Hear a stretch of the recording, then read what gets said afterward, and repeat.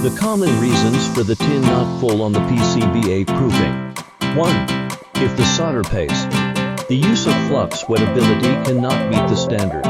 When soldering tin will appear not full. 2. If the activity of the welding machine and the solder paste is not enough, it will not be able to better remove the oxidation substance on the PCB pad, which will also cause a certain impact on the tin. 3.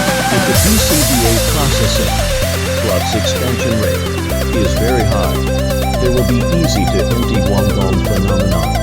4. If the PCB pad or SMD welding site appears serious oxidation phenomenon, it will also affect the cleaning G effect.